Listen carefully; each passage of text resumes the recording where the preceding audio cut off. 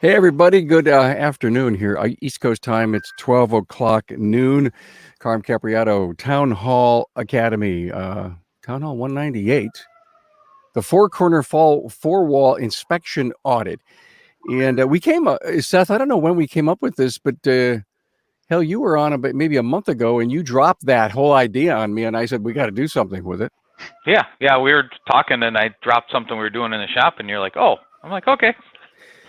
The world has to know about this great four-wall, four-corner inspection. And good to have you here live from the Remarkable Results Radio studio, the Aftermarket's original weekly single subject forum. Glad you're here. Carm Capriato with you. I'm excited to do this. I got their talking points. I think it's going to change a lot of our businesses out there. I want to again welcome you to four corner four wall inspection. Want to give a high five out to my sponsors. Hey, now more than ever, you're focused on bringing cars through your bays safely and efficiently. Shopware's shop management system offers a completely contactless workflow. Your customers can review, approve, and even pay for the repairs right from their smartphone. Request a demo. Go on the web there and get shopware.com/carm. Ain't that cool? I got my own page over there. Are you tired of your cookie cutter website? It happens. It brings you new clients? Probably not. Well, let our friends at Shop Marketing Pros create a website that is as unique as your shop is. Tell the community about it. Go to shopmarketingpros.com. Hey, thanks to the sponsors. With me is Seth Thorson, owner of Eurotech Auto Service and LMV Bavarian BMW support specialist. How you doing, man? Good. How are you? I'm great. Good to have you here. And also Daniel Gravely, your district manager, Eurotech Auto Service. Hello, Daniel. Hello. First time on the show. Glad to have you. So here's the deal. You have an idea that you need to be sure that that your employees, your customers, the environment is up to a spec that you as the owner want it to be. And so you pick up the phone and you say, Daniel, this is Seth. Create an inspection and audit program for me. Is that how it worked? Pretty much. I'm the visionary in our company, and Daniel is a great integrator for those that have read Traction or Rocket Fuel. And I come up with all sorts of ideas, and some of them Daniel rolls his eyes at and throws away before I even get to them. But some of them he will take and run with, and it works generally really, really well. I said, here's my vision of what I want to accomplish so that we have better facilities. Here's the points I want to hit. Now, Daniel, you go build a process and integrate this and make it happen. Is that how you recall it, Daniel? Almost identically, yes. And you did, it looks to me, one hell of a job. It's called a four-wall audit. And what I want everyone who's listening and who's going to watch this in repurpose, who's going to listen to this as a podcast, we repurpose every Town Hall Academy each and every Thursday, both in video and audio format. We want you to embrace this. And I don't think it matters what items are on your survey, Daniel, but it's what people want the inspection to be. And there's one other really key component here that I want you all to understand is Seth is a multi-store operation going into his third. Actually, the concrete slab, as you were saying, Seth, is down, and so they're getting ready to build up. And again, what a valuable auditing tool this is. And the thing that I absolutely love about this thing, this whole audit program, Daniel, is that the group from the other store gets invited to the second store, third store, fourth store, however you build your groups together that look at each other, and they inspect a not their own store. Correct. Yep. Tell me how that works. We have a leadership meeting every month, and we alternate locations to provide the opportunity for our staff and our management team to come in, and it gives them a wonderful insight to what and an outside perspective of what the shops look like from a customer perspective, a fresh set of eyes, if you will, walking into the building. But even further back is even pulling into the parking lot. What does that look like? What do customers see? We get stuck in the day-to-day of walking through the door multiple times a day, and sometimes a smudge doesn't matter to us anymore. We start to lose sight of those finite details. And by bringing the other staff in and our other leaders in to do an audit really sets the bar for that expectation. Seth, I love what he just said. I'm telling you, it's a talking point for me. A smudge doesn't matter. If you stare at the same cobweb 40 times a day, it blends in the background and you don't see it. And somebody else is going to see it right away. That was the point of it. The other thing we were trying to accomplish to some degree is when we transfer locations, we bring managers in, 2 people, 3 people. They get there. It takes a while to get them settled, to get the meeting going. Creating this process at the start of every meeting allowed my staff that as they're walking in, they have something to do. They're in the mindset of we're here to do a meeting, we're here to work. So they get everything done. They sit down, they're ready. It's a great way to start a meeting, to get the cattle herded, if you will, and get everybody down in place, ready to go with a purpose from the minute they walk into the facility so that we can be effective with our time. Daniel, are they tough on each other? Oh, brutal. In the best of ways. What are you discovering? I'd say for the most part, what we discover are things like Seth had mentioned, cobwebs in the corners, a simple light bulb that may have burned out on the exterior of the building that, we leave at the end of our day and say, oh, I have to remember to do that. But, do we really remember to do that?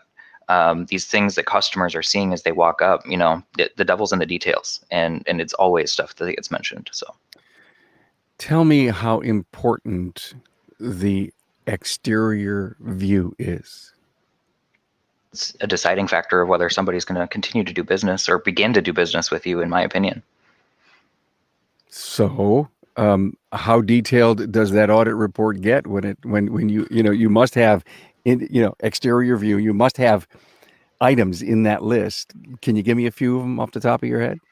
Mostly what we're looking for is it cleanly? Does the building look approachable? Is the glass in front, if we have glass windows or doors, clean? Is the landscaping covered in dirt or debris or garbage that is blown over from the wind, so on and so forth? Those are the things that we're looking at to try and see, does this building look inviting as we walk up to it? Professional. Mm-hmm. Inviting. Wow. Do you cover, Seth, the grass in the cracks of the concrete? That's all in the inspection, and that's why we call it the 4-corner 4-wall, meaning the 4 corners of the property, and then everything contained in the 4 walls of the building. So as the guys are driving up to the facility, they're catching things on the drive up, into our Woodbury is in a mall complex. So is the sign in the mall? Is there something that maybe it isn't even our responsibility? Maybe it's a common areas thing, but do you see something in the common areas that can be brought to the landlord's attention? What are you seeing as you drive into the building? That is such a great point. When you have a building that can be traversed 360, ever go to a restaurant and see the grease pits out back and look at them and say, ooh, I'm not sure I want to eat there. that reminds me of the importance. We look too much at what our building looks like from almost 3 walls or three out exteriors, but we never think about the total back, where we would throw cores and rotors and our scrap metal. And for you, that doesn't exist.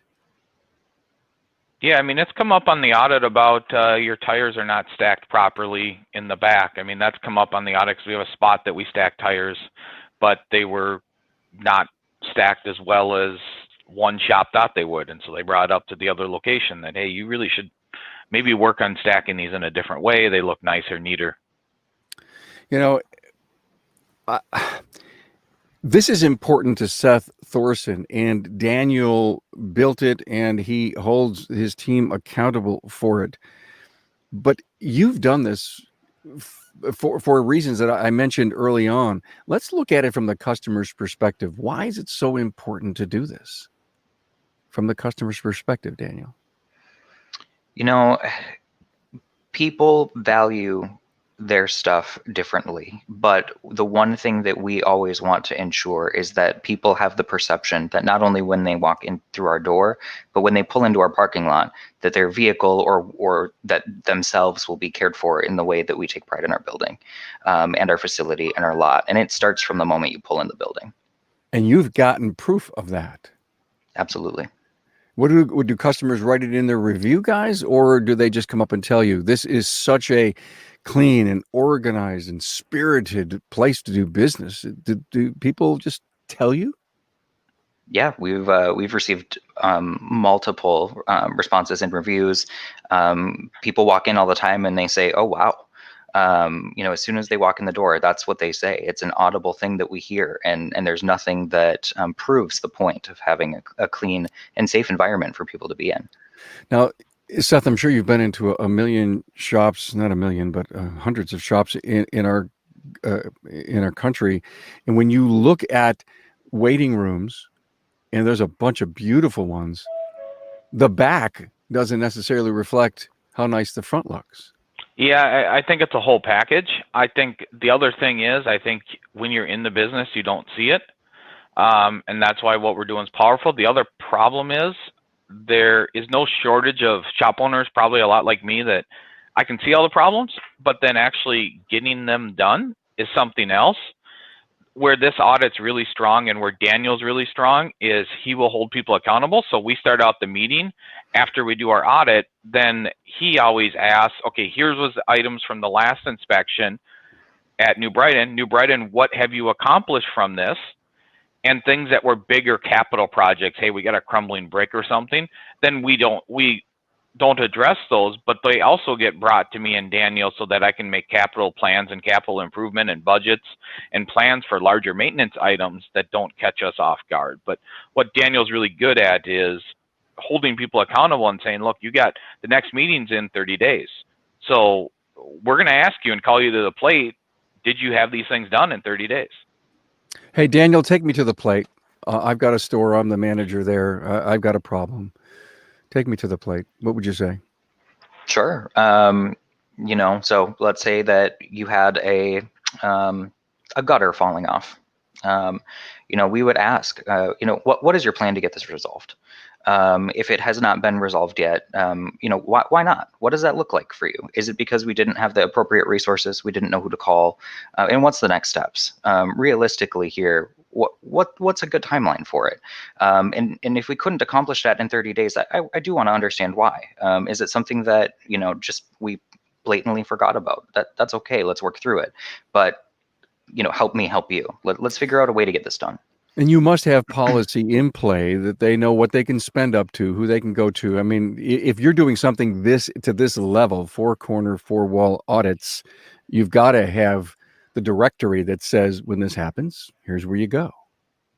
Yeah, we actually have a form that gets filled out by our management staff that gets submitted to us, and what that is just a brief outline with a project description, an appropriated budget or a guesstimated budget as to what that looks like. Does it require a sublet or a third party to accomplish these things?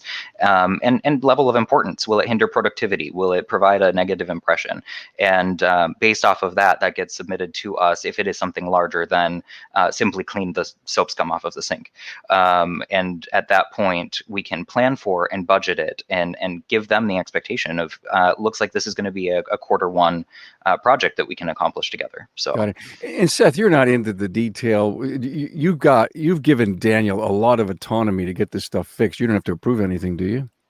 No, I mean, if it's a bigger expenditure, I have to approve it. But yes, yeah. I mean, he has budgets and things, and we meet, fairly regularly to go over what we need to do. And he goes, hey, I got these projects. These look good. Yeah, I'm okay with that, or I'm not. Or, hey, we're really tight this month. We have some other expenditures coming out with the new store. Okay. We're going to push this to Q3. But then he just puts it on his list and stays on top of these guys and says, okay, but you better have it done by Q3 if the budget's approved. Yeah. And the follow-up and accountability is the biggest factor. Anybody can do a program, but if you don't follow up and have accountability, it doesn't matter. It goes away. It's distilled. It's watered down. It doesn't have any impact. It's just noise. It's just talk. Mm-hmm. Yep. I know you got a great. It's the same thing over and over again. I mean, there was one store that the bathroom was always dirty every time we go there. And so now that's a continuous thing that warrants more conversation or correction. And I hope that manager's listening to us right now. Hey, I know you got a great culture, but more than ever, it's the environment that you want to bring your employees in to work at. Mm-hmm. I would believe, and let me just throw out a stat, that this four wall is more important to your staff than your customers by 60-40. Agree or disagree with me? I would say some of both. I would say that it's not important to the customers because they don't know what happens. It's an inherent thing that they don't see or pick up on.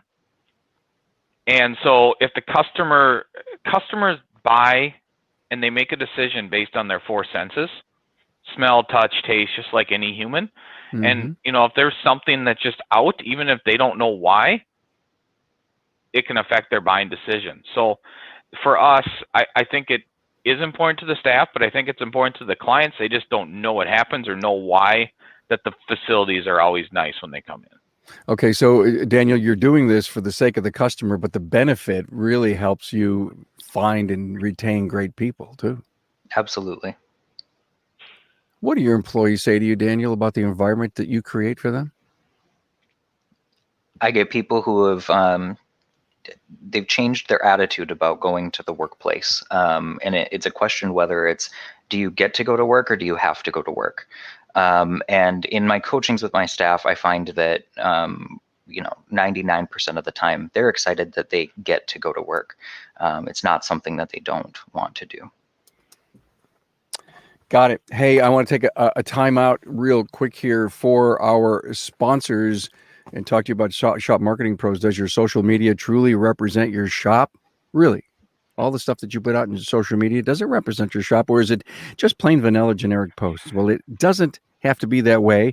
The experts at Shop Marketing Pros listen to create social content that connects you to your community. They're a boutique shop. They're a boutique marketing company. That means they're small, and that means they care. Go to shopmarketingpros.com and stop spending time chasing your customers. Shopware's leading shop management system is helping shops like yours generate more profit per ticket with less time on the phone. Break away from your legacy system and implement a completely contactless workflow today. Get started at getshopware.com/Carm. Yeah, it's great to have our sponsors that continue to bring the Town Hall Academy to you each and every week. How do you pick, guys? How do you pick who goes to the leadership meetings? You can't close down the business, am I right? Correct. So our leadership team is our store manager and our shop foreman at each store. Okay. And when they're elevated into those positions, we lay out our expectations. And those expectations include the monthly meeting and a couple hours after work to accomplish those meetings. We hope to grow into the future that we can pull these people out of the store and do this during the day. However, currently it is after hours, but if they choose to take that position, they know what the outline is. And Daniel has the outlines of what that means, including our new foreman that'll run our new store. We are going to assign him all the books that our team has read and make sure he's caught up on everything that we've done. And that's part of when we hired him on, we talked to him about some of the things that need to happen to be in that role. Great point. Let's do a little how thing for our audience. How? Somebody's listening, they're all excited about this, and they say, listen, I'm going to do this, but how do I start? That's all Daniel. I know that. Exactly right. And so Daniel, I've done this before in another life, in another job, and created a extremely comprehensive program like this, and I had to figure out how to start. Sure. And I've got my ideas, but yours are more important than mine will ever be. Tell us, how do you start? I think that, every start of a process, you have to look at it with the end in mind. What are we trying to accomplish here? And with that being said, that outline has to be built based off of, what we do as a company. What is our core values? How do we present ourselves? And again, we have to think about the end user, right? The customer, and internal customers, our employees. What does this look like? And from there, we have to decide what's important to us. How do we want to present our brand as a whole? And with that in mind, we start to build a list of what that looks like. How do we want to accomplish that? And then from there, it's a simple conversation. If you have the appropriate people in place, the pride in what they do and where they work as a store manager or a foreman will always bring that in as a full buy-in. That's something they want. They want to feel good about where they are. They want to be proud of what they do and where they do it. And they want to be able to show off their stores. We do shop tours. We do facility tours. It's really important. So with that in mind, we build a list off of that. And we get our managers' input. We ask them, what's important to you when you come to work? What do you want to see? What do you want to do? And who is our client? What does that look like for us? So let's go a little deeper into the how thing. Mm-hmm. Take my yellow pad in hand, start looking around, walking around, looking at what is important, what our end game is, and you start writing and writing and writing and writing. I mean, we're trying to help other shop owners create a four-corner, four-wall audit. And they write their butts off, then they start typing them in, and then they start categorizing them, right? Lobby, counter, I'm sure bays, parts room, whatever, and each of them have certain criteria that you're looking for?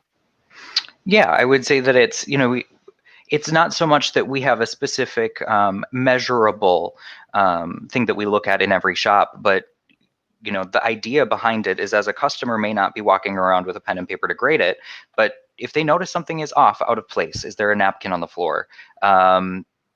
If that's the case, if you see something, do something, right? Pick it up, throw it in the garbage. But the opportunities we have within that, yes, it's the chance for somebody to see with their eyes that things are as they should appear. I see. So I think we may have a disjoint here, because I'm thinking that your four-corner, four-wall is a document with some check boxes. Is it or not? No. Aha! You just broke the code for me. We did not want it to be that rigid, because this is a 5 to 10 minute. This is a 5 to 10 minute. Do a quick audit, because we want to see problems and then get your butt in the seats so that we can continue on to our meeting. But it happens so regularly that we catch a lot of stuff. Mm-hmm. We have full-on audits that we do periodically throughout the year, but this is a monthly or bi-monthly check-in. It's a view from the aisle seat. Correct. Checking it out. So when you say you have some completes, are those the checklists, Seth? Yes, the to-do list that Daniel maintains would be the checklist of items to do. But no, a complete audit, yes. Those have full-on checklists. Now, would you guys recommend something like that to start in an organization that's trying to build their stronger environment and their customer perspectives, improve that? My point is that would you have that level of detail? The counter is clean. There's no dust. That the beverage thing is right. That the rug is vacuumed or the floor is swept. That's in our store manager's SOP. So each store has that standard operating procedure that Daniel's written out for them, and that gets turned in. I don't even know anymore. Is that monthly, Daniel? They're turning that into you, or? Yes, we do a month-end audit on what's needed and what that looks like.